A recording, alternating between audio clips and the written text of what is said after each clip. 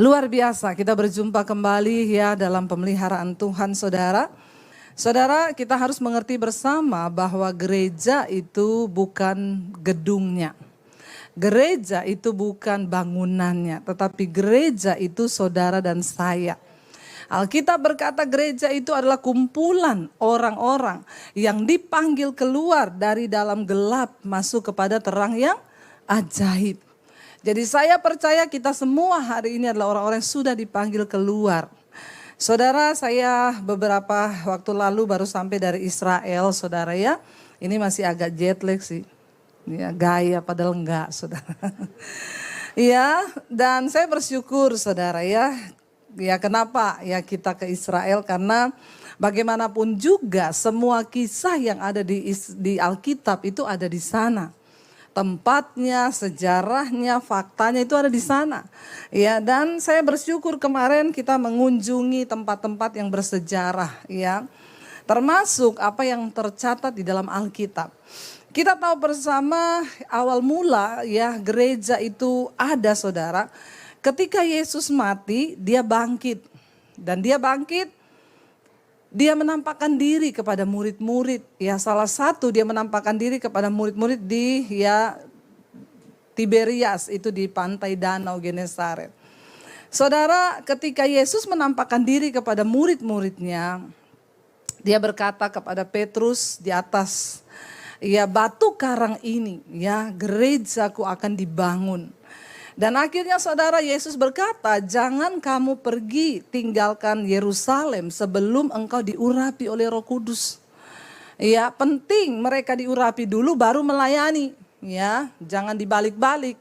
Ya, kenapa saudara? Penting orang dipenuhi Roh Kudus dulu baru pelayanan. Ya, yang pertama supaya enggak mudah jatuh. Tidak terjadi hari-hari ini orang melayani selingkuh, melayani homo, melayani lesbi. Melayani tapi jadi pelakor, ini banyak terjadi. Kenapa? Karena tidak di dalam pengurapan Roh Kudus. Makanya Yesus berkata, penting ya jangan tinggalkan Yerusalem. Berdoa sampai Roh Kudus turun ke atasmu, baru engkau pergi melayani. Mereka ada di loteng, saudara, menunggu Yesus datang di loteng Yerusalem. Kemarin juga kami datang ke sana.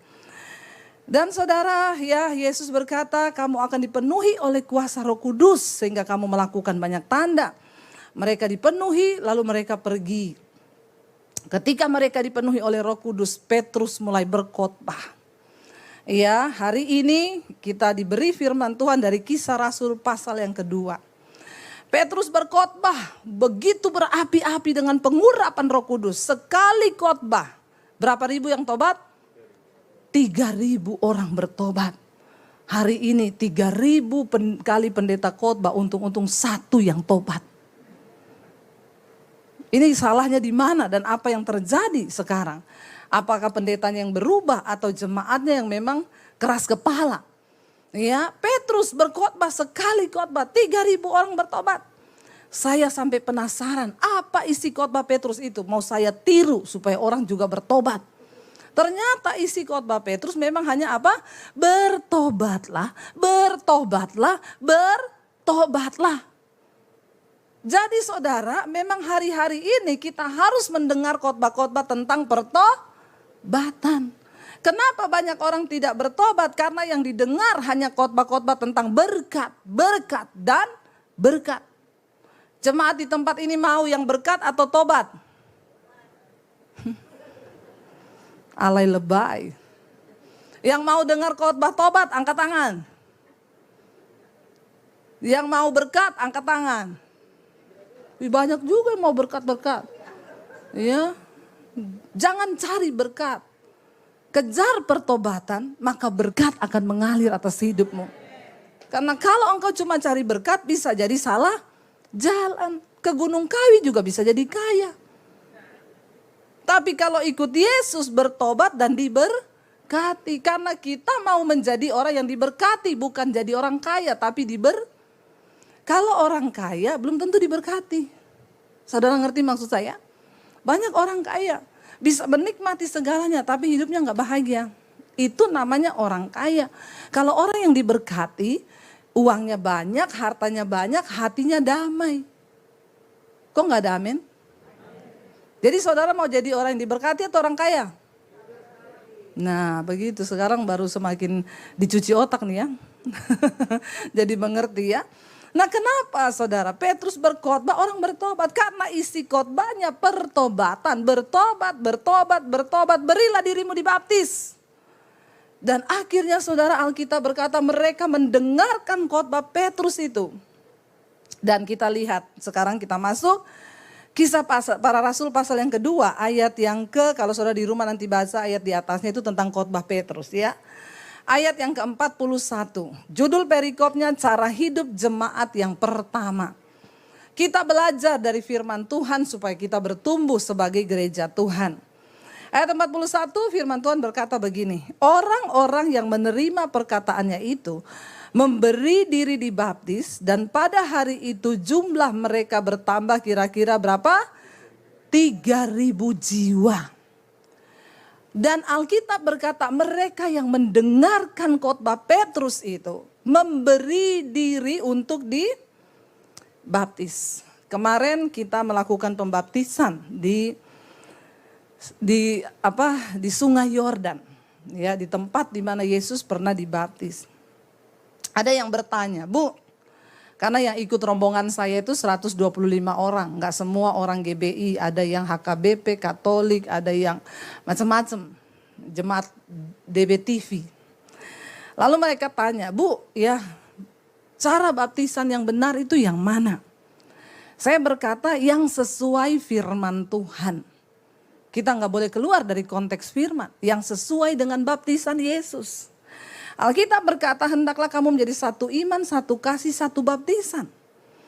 Bagaimana Yesus dibaptis? Ketika pertama kali Yesus tampil, dia datang kepada Yohanes dan dia berkata, ya aku mau dibaptis olehmu. Yohanes berkata, untuk melepas kasutmu saja aku tidak layak. Tapi Tuhan berkata itu harus terjadi supaya genaplah apa yang dinubuatkan oleh kitab suci.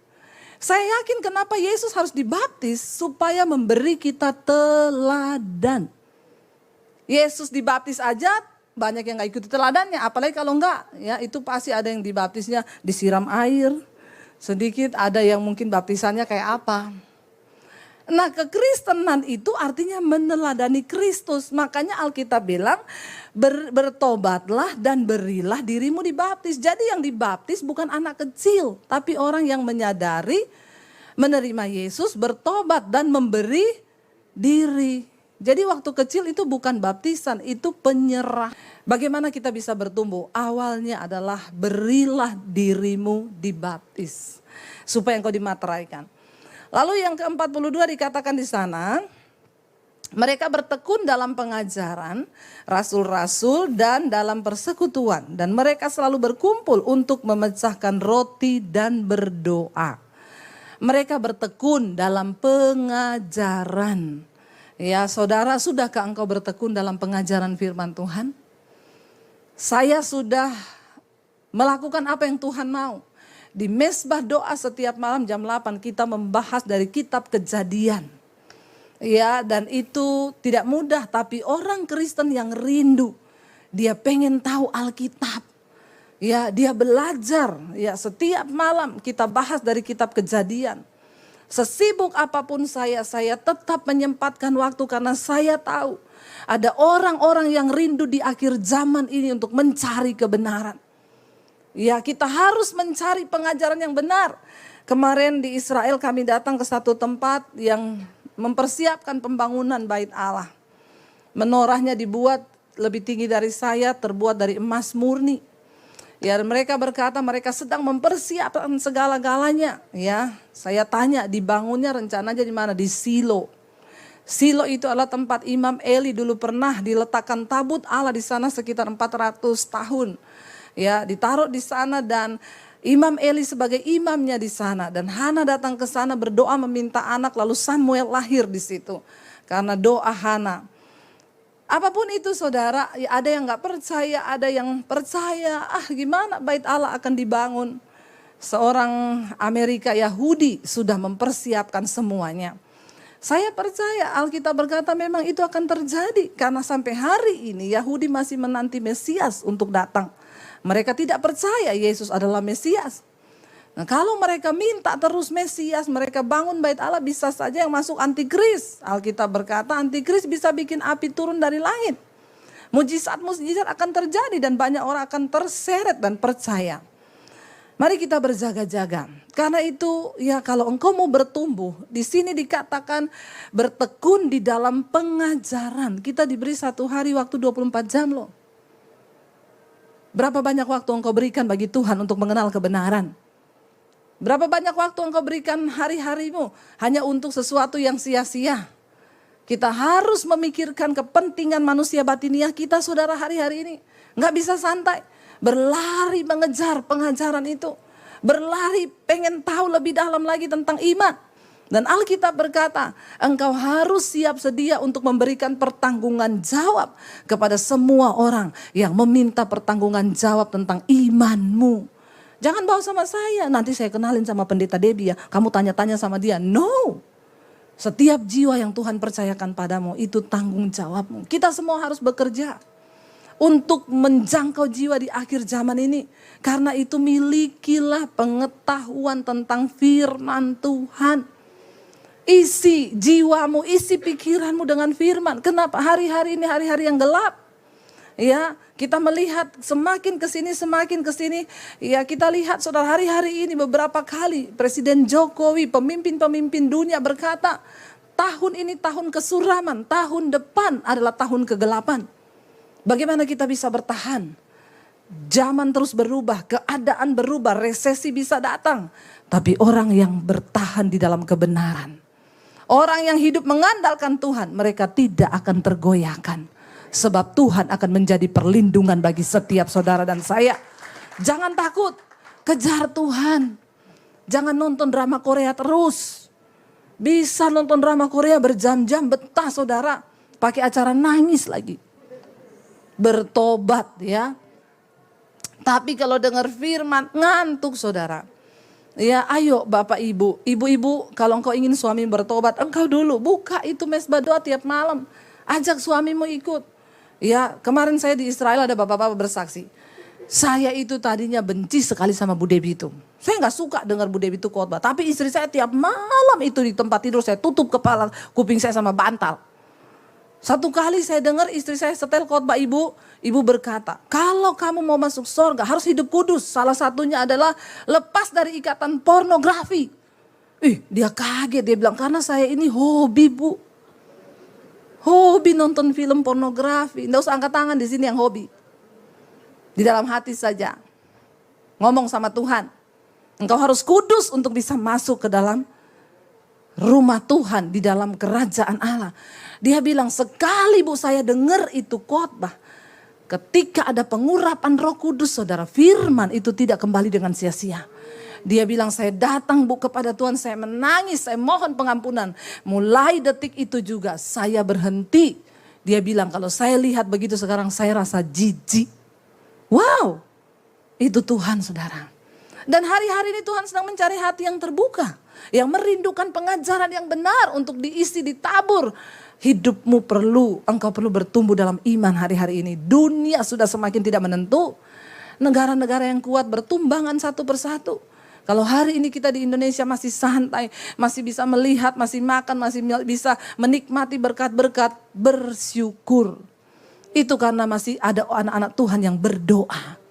Saya percaya pelayanan saya ini adalah pelayanan panggilan Tuhan di akhir zaman. Kita berdoa bagi bangsa.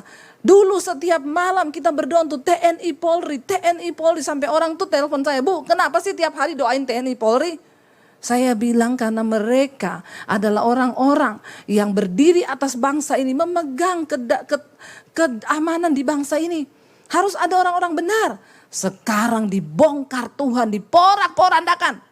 Itu doa-doa kita. Itu jawaban doa kita. Orang-orang yang tidak benar diturunkan, dihukum. Supaya pada bertobat pejabat-pejabat di atas bangsa ini. Mereka berdiri sungguh-sungguh atas dasar kebenaran. Bayangkan firman Tuhan berkata kalau hukum sudah muncul terbalik. Mau jadi apa bangsa ini? Saya pegang itu. Kebenaran meninggikan derajat bangsa. Tapi dosa itu menjadi noda bagi bangsa. Dan semua dimulai dari gereja Tuhan. Kalau gereja tidak bertumbuh, buat apa saudara? Ngapain saudara tiap minggu datang pulang, habis transport, bensin, buang waktu. Kalau engkau gak bertumbuh. Tapi bagaimana kita bertumbuh? Punyalah kerinduan untuk menerima pengajaran yang benar.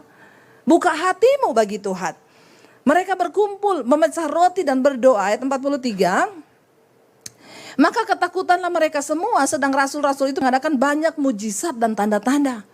Saat itu Tuhan benar-benar mengurapi rasul-rasul itu. Kenapa? Karena mujizat harus terjadi supaya orang percaya bahwa Yesus itu sungguh-sungguh Tuhan. Kenapa Petrus harus berjalan di atas air?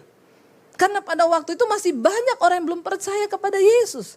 Dan dia harus memperagakan, dia harus mempertontonkan kuasanya agar mata melihat dan menjadi percaya. Orang bisa jalan di atas air itu saudara melawan gaya gravitasi bumi loh. Tidak mudah. Dan kalau bukan kehendak Tuhan gak bisa saudara. Kemarin kita di Danau Galilea ditanya siapa yang mau berjalan di atas air dapat kalung satu. Ibu-ibu maju ke depan. Saya berani. Benar bu? Copot sepatu. Copot sepatu. Yakin ibu mau turun ke air berjalan? Yakin pak. Ibu punya iman? Iman saya besar. Oke. Dipanggil tim keamanan bawa pelampung. 2 orang akan mengangkat dia dibuang dari perahu. Waktu udah datang orang, dia pakai sepatu lagi. Enggak mau saya pak. Kenapa pakai sepatu lagi? Enggak sampai iman saya. Ya, ditanya lagi siapa yang mau jalan di atas air? Saya angkat tangan. Siram air dari botol aqua dan kita berjalan di atasnya. Jalan di atas air. Enggak perlu engkau mau mempraktekkan berjalan di atas air hari ini. Buang tenaga. Kenapa hari itu harus terjadi? Karena memang Yesus harus menyatakan dirinya sebagai Tuhan. Hari ini enggak usah lu buang-buang iman untuk berjalan di Kali Ciliwung. Pakai imanmu untuk mengubah hidupmu. Berkata aku mau berubah. Itu mujizat lebih besar daripada berjalan di atas air. Amin. Dan hari ini kita sudah tidak membutuhkan lagi yang seperti itu. Kenapa? Karena kita sudah percaya bahwa Yesus Tuhan. Bahkan kita bisa berkata, Tuhan aku sembuh atau tidak sembuh, Engkau tetap Tuhan bagiku. Amin saudara. Tapi hari itu mereka melihat mujizat demi mujizat terjadi. Orang lumpuh berjalan, orang buta melihat, orang mati dibangkitkan. Supaya orang-orang yang tidak percaya itu bisa percaya kepada Yesus saudara. Ya, dan dikatakan di sana ayat 44. Dan semua orang yang telah menjadi percaya tetap bersatu. Dan segala kepunyaan mereka adalah kepunyaan bersama. Orang itu tandanya kalau sudah bertumbuh dia tidak terikat lagi dengan harta dan kekayaan. Karena kita tahu semuanya akan berlalu. Harta kita itu hanya titipan. Ya, kepunyaan satu orang itu adalah kepunyaan mereka bersama. Bahkan ayat di bawah berkata, ya, dan selalu ada dari mereka yang menjual harta miliknya lalu membagi-bagikannya kepada semua orang sesuai dengan keperluan masing-masing. Tanda seseorang sudah bertumbuh dalam iman, tidak pelit. Bilang amin. Saudara mau tahu tips untuk Anda tidak terlilit di dalam masa resesi kalau itu benar-benar terjadi? Saudara mau dapat rahasia untuk tetap diberkati Tuhan? Siapa yang mau angkat tangan? Saya mau bilang banyak-banyaklah menabur. Kenapa mukanya berubah? Giliran dibilang menabur langsung. Prinsip dunia berkata, untuk bisa engkau simpan uang menjadi kaya, tabung sebanyak-banyaknya. Tapi firman Tuhan berkata, untuk engkau bisa melihat mujizat dan pemeliharaan Tuhan dalam hal keuangan, tabur sebanyak-banyaknya. Engkau mulai harus mempraktekkan ini saudara. Lihat orang yang berkekurangan di sampingmu. Jangan hanya pikirin diri sendiri. Tapi mulai melihat orang-orang kesusahan. Keluargamu lapar, beriin dia beras. Ada tetanggamu yang gak bisa makan, tolongi dia. Maka Tuhan akan memelihara engkau. Kenapa? Karena ada alasan bagi Tuhan untuk memberkati engkau. Sebab engkau menjadi berkat bagi orang lain. Sebab engkau menabur untuk pekerjaan Tuhan. Saya percaya Ya, Tuhan akan menyatakan perbedaan antara orang yang sungguh-sungguh cari Tuhan. Di tengah masa pandemi kita akan melakukan pekerjaan yang besar. Kenapa? Dunia boleh berubah, Tuhan dan firman-Nya tidak pernah berubah. Amin, saudara. Jangan hanya hidup bagi kepentingan dirimu sendiri. Mulai lihat kepentingan orang di sekelilingmu. Lihat saudaramu yang berkekurangan. Tanggalkan sedikit daging kita. Keinginan kita. Kalau kita baca di sini saudara, ada dari mereka yang setiap harinya itu menjual harta miliknya. Lalu membagi-bagikannya kepada orang-orang sesuai dengan kebutuhan mereka. Nggak gampang itu loh, jual loh. Hari ini saya enggak suruh saudara jual mobil. Enggak. Lakukan sesuai takaran imanmu. Karena untuk memberi itu juga butuh iman. Tidak semua orang mendapatkan kasih karunia itu. Banyak orang berani buat dirinya untuk gayanya dia keluarin uang banyak. Tapi sayang untuk pekerjaan Tuhan, untuk menabur dia enggak berani keluar besar. Itu banyak. Tapi Tuhan mencari orang-orang yang berani bilang Tuhan, kuasai hidupku dan hatiku. Aku mau bergerak bersama dengan Engkau dalam pekerjaanmu. Kendalikan diri kita saudara. Kalau engkau mau melihat pemeliharaan Tuhan saudara, apa yang kita alami hari ini. Itu adalah hasil taburan kita di masa-masa yang lalu. Apa yang saya bisa nikmati hari ini, itu adalah hasil taburan dari yang lalu. Saya melihat bagaimana Tuhan itu. Ia akan mempercayakan kita sesuai dengan takaran yang juga kita bisa beri. Alkitab berkata siapa menabur banyak akan menuai banyak. Menabur sedikit akan menuai sedikit. Alkitab berkata ketika Ishak di dalam perjalanan, masa kering, kelaparan, tanahnya tandus. Tuhan bilang tabur. Secara logika manusia, bagaimana menabur di masa paceklik, panas, terik, tidak ada air, disuruh Tuhan tabur di tanah itu. Tapi dia nggak pakai logika, sebab mujizat itu tidak mengenal logika. Tuhan sanggup melakukan sesuatu yang bertentangan dengan logika manusia. Dia menabur di masa kering, di tengah masa kelaparan, menaburlah Ishak dan Tuhan berkata dia menuai. Dan dia menjadi kaya, semakin kaya, bertambah kaya di tengah masa kering. Saya percaya di tengah masa-masa yang sulit Tuhan akan pakai hidup kita untuk menjadi berkat bagi banyak orang. Itu akan sebenarnya saudara tidak akan terjadi kelaparan atau kekeringan. Kalau semua ya sudah ada satu survei yang berkata semua harta orang-orang kaya itu dikeluarin lalu dijual dibagikan sama seluruh penduduk bumi ini. Maka tidak akan ada resesi. Tapi ya namanya manusia.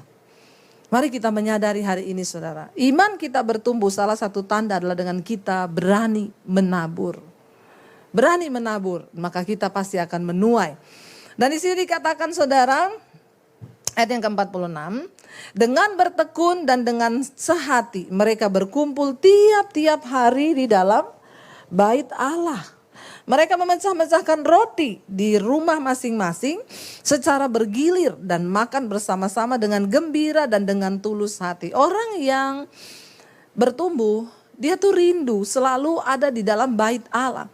Pada zaman dulu itu nggak ada jam ibadah, jadi orang bisa datang kapan saja ke bait Allah. Kemarin kita juga melihat ya reruntuhan bait Allah. Dan Yesus berkata, satu saat kamu tidak lagi akan berdoa di Yerusalem di bait Allah itu. Dan kamu tidak akan lagi berdoa di atas gunung-gunung seperti bangsa Israel ketika mencari Tuhan. Karena firman Tuhan bilang, engkau akan berdoa di dalam roh dan kebenaran. Dan tidak tahukah kamu bahwa tubuhmu itu adalah bait Allah. Orang yang bertumbuh imannya menjadi gereja yang bertumbuh, ya dia akan selalu mencintai hadirat Tuhan, mencari Tuhan di dalam diri kita, dimanapun kita berada, di dalam hadirat Tuhan. Saudara, kita nggak berbicara gereja sebagai gedung, karena seperti ini. Kalau kita bicara gereja itu gedung, nanti kita pulang gedung ini kosong, nggak ada yang tinggal. Saya bahkan pernah dulu mendengar saudara ada orang bilang gini, Bu, ya di pabrik ini kalau ada karyawan kerasukan dipanggilin orang pintar. Terus diusir setannya Bu, setannya selalu lari ke sebelah situ Bu, padahal sebelah situ gereja. Terus saya tanya, loh jadi orangnya kalau kerasukan setannya lari ke sebelah situ? Iya. Setannya bilang apa? Kata setan, rumahku di sebelah. Ya, karena itu hanya bangunan. Kalau dipakai cuma seminggu sekali, habis itu kosong ya banyak setan yang datang. Karena itu firman Tuhan berkata, apa itu bait Allah? Tubuh kita. Kita harus mencintai Tuhan, biarkan Tuhan ada dalam tubuh kita sebagai bait Allah ini, saudara. Dan dikatakan di sana mereka berkumpul tiap-tiap hari, memecah roti di dalam rumah masing-masing secara bergilir, makan bersama-sama dengan gembira dan tulus hati. Saudara, kita ini diciptakan sebagai makhluk sosial. Karena itu kita ini harus sering kumpul-kumpul. Tapi jangan kayak orang Jawa bilang, kumpul mangan ora mangan sing penting kumpul. Ya kita kumpul-kumpul dan makan-makan. Amin. Ya kayak ayat ini bilang kan, mereka kumpul makan roti.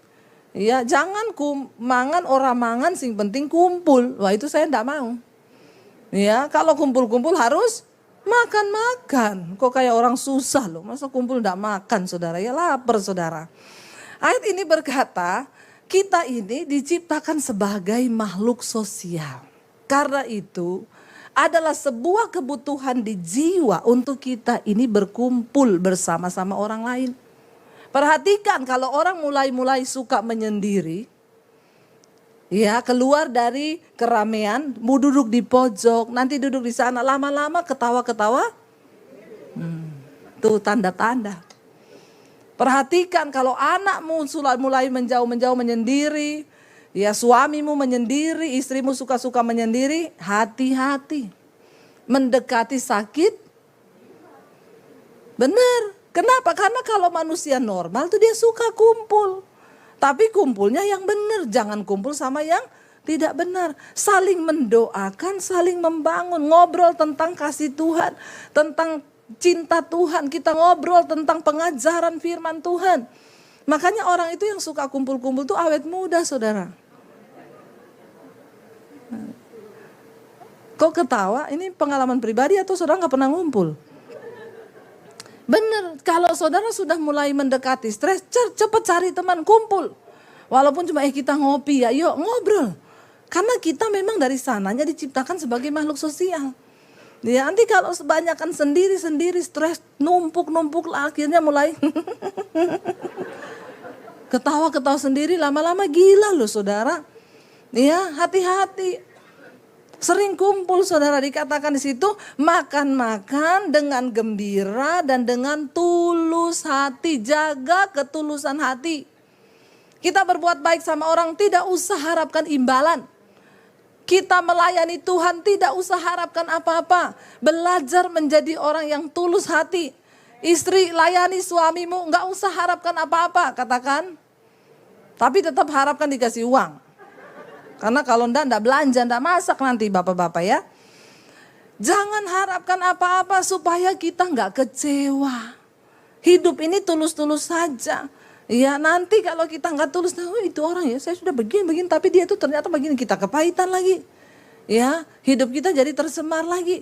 Ya dikatakan situ dengan tulus hati. Bangun persahabatan dengan hati yang tulus. Engkau juga memberi kepada orang tulus aja, jangan ada embel-embel di belakang.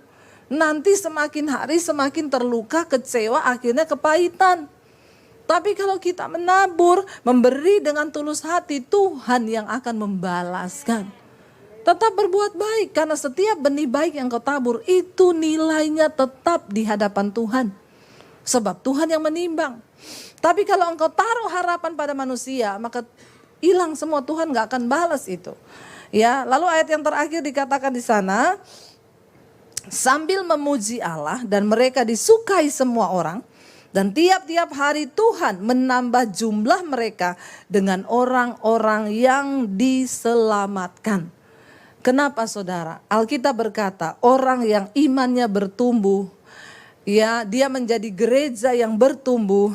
Dia selalu memuji Allah dan dia disukai semua orang. Mari kita introspeksi diri. Apakah kita ini jadi pribadi yang disukai? Atau kalau kita datang orang bubar? Ya, kita datang orang, yes dia datang, seneng gitu ya. Tapi ada orang-orang kalau dia datang lagi, bubar yuk, bubar. Ya, coba cek saudara. Ya, pertama tanyalah kepada suamimu. Atau istri, ya tanya suami, suami tanya istri. Ya, apakah saya ini menjadi pribadi yang menyenangkan? Tolak ukurnya, coba istri sekali-sekali tanya suamimu, "Pak, aku mau keluar kota ya. 1 minggu."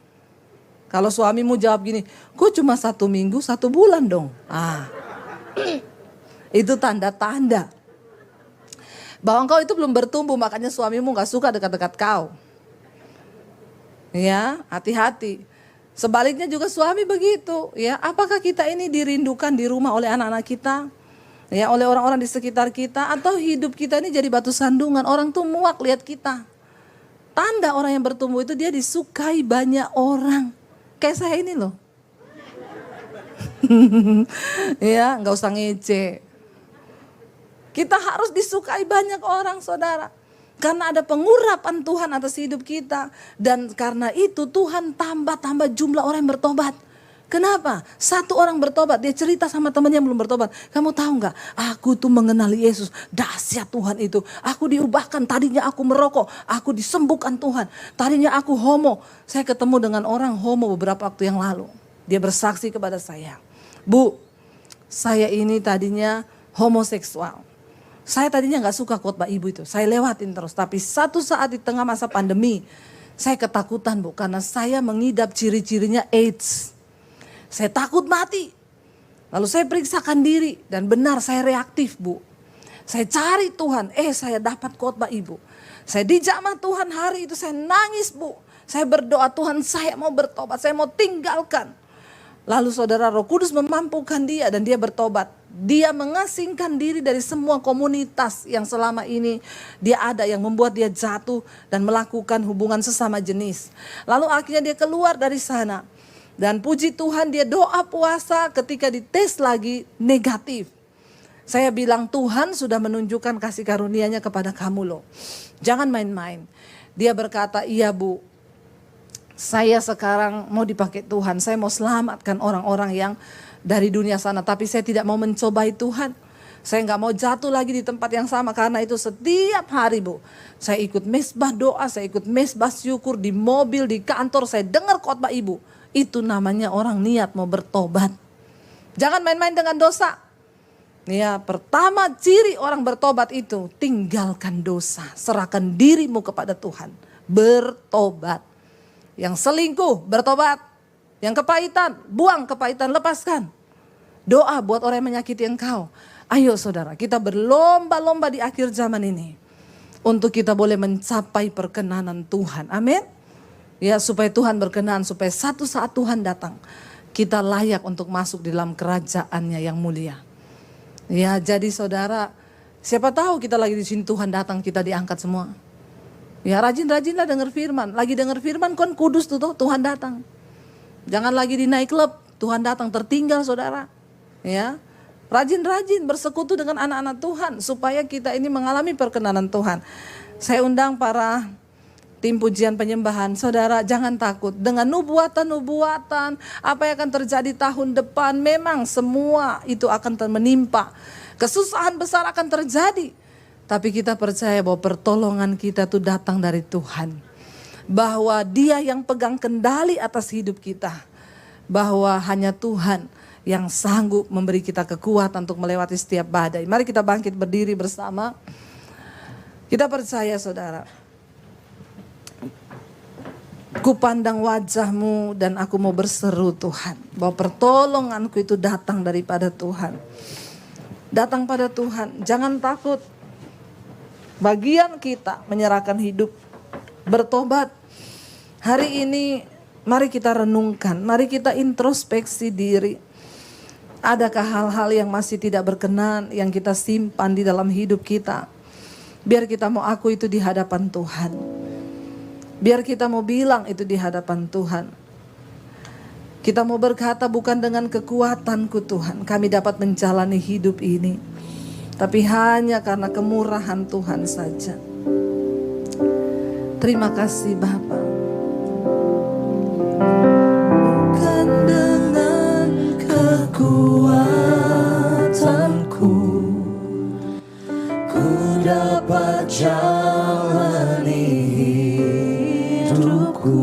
Tanpa Tuhan, tanpa Tuhan yang di sampingku, ku tak mampu sendiri. ku tak mampu sendiri. Engkaulah kuatku, Engkaulah kuatku, yang menopangku. yang menopangku.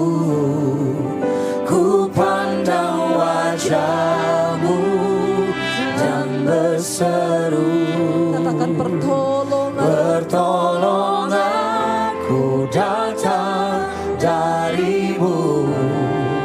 Peganglah tanganku, jangan lepaskan. Kaulah harapan dalam hidupku. lebih lagi kita akui di hadapan Tuhan, Bukan dengan kekuatanku, amin, ku dapat jalani hidupku. tanpa Tuhan di samping, Tanpa Tuhan yang di sampingku, kami tidak mampu sendiri. ku tak mampu sendiri.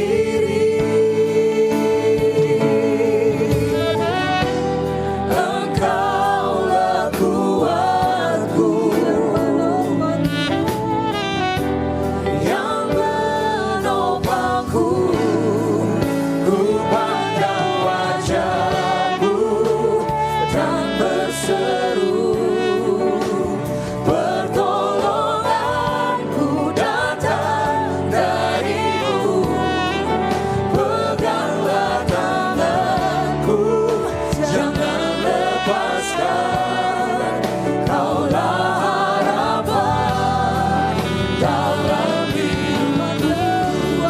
Kami tidak tahu apa yang akan terjadi ke depan Tuhan. Tapi satu hal yang kami tahu, Engkau tidak pernah berubah. Engkau Tuhan tempat sandaran hidup kami. Firman-Mu dan janji-Mu tidak pernah tergoyah. Keadaan seperti apapun di depan kami, Engkau menara perlindungan kami. Tuhan, semua kebenaran firman-Mu yang kami dengar, mampukan kami melakukannya. Beri hati bagi kami hari-hari ini untuk bisa menabur, dan menabur. Karena Tuhan berkata, siapa yang menabur, mereka akan diberkati Tuhan. Taruh Tuhan hati-Mu dalam hati kami. Taruh pikiran-Mu dalam pikiran kami. Supaya kami bukan hanya menjadi orang-orang yang berteori tentang kekristenan, tapi kami melakukan hukum-hukum Tuhan. Dan itulah jaminan bagi hidup kami. Yang terikat dengan dosa hari ini, mampukan untuk kami keluar dari segala kenajisan, percabulan, perselingkuhan mungkin, kepahitan, amarah. Kami buang semua itu Bapa. Kuduskan hidup kami Tuhan, agar kami melihat pertolongan-Mu Tuhan. Engkau Tuhan yang tidak pernah meninggalkan gereja-Mu, anak-anak-Mu, bahwa kami bertumbuh menjadi dewasa di dalam Tuhan. Biar kami terus memandang wajah-Mu Bapa, dan kami percaya akan datang pertolongan dari Tuhan.